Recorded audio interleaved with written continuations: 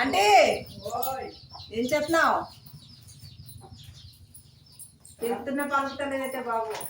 ఏం పలకడమో ఎట్లా చెప్పు. ఎందుకు ఏం చెప్తున్నావని ఉలే నువ్వు కాకెత్తున్నావు కానీ నీ మీద కోపం గట్ట ఏమనుకోకు. కాకపోతే నాకున్న పరిస్థితులు నాకు ఉంటాయి. ఎప్పుడు నవ్వుతూ ఉండాలి అంటే మన మధ్యతరగతి జీవితాలకి నవ్వు ఉంటుంది, బాధలు ఉంటాయి, ఆనందం ఉంటుంది. ఇప్పుడు ఏంటంటే నువ్వు పిలుస్తున్నావు కాబట్టి పలుకుదామంటే నాకున్న టెన్షన్ నాకుంది. బ్యాంక్ నుంచి నిన్న నోటీస్ వచ్చింది. అంటే బ్యాంకులో అప్పుడు ఇల్లు కట్టేటప్పుడు తెచ్చుకున్నామన్నమాట. తెచ్చుకుంటే బంగారం 2 గ్లాసులు బంగారం పెట్టి తెస్తే అక్కడ మనం ఉన్నప్పుడల్లా వడ్డీ కట్టేసుకుని అసలు ఉన్నప్పుడు అసలు కట్టుకుందాం అనుకుంటే ఇప్పుడు ఆ మొత్తం కట్టేయాలి అలాగనేసి నోటీస్ వచ్చింది. మరి వడ్డీ కట్టలేదా?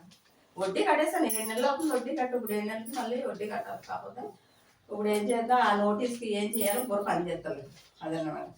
కాకపోతే నువ్వు పిలిస్తే పలుకుతా లేదని నువ్వేం ఫీల్ అవ్వకు. చీట్లో ఇస్తున్నారు కదా. సీట్లో ఇస్తే మాత్రం ఎంతమంది అది తీసుకుంటాం. ఆల్రెడీ వ్యవసాయం పెట్టుబడికి అనేసి 2 సీట్లో తీసుకున్నాం. అవి అలాగే ఉన్నాయి. ఇప్పుడు మళ్ళీ ఇప్పుడు అర్జెంటుగా అంటే 70,000 అంటే ఎక్కడ తీసుకుంటాం?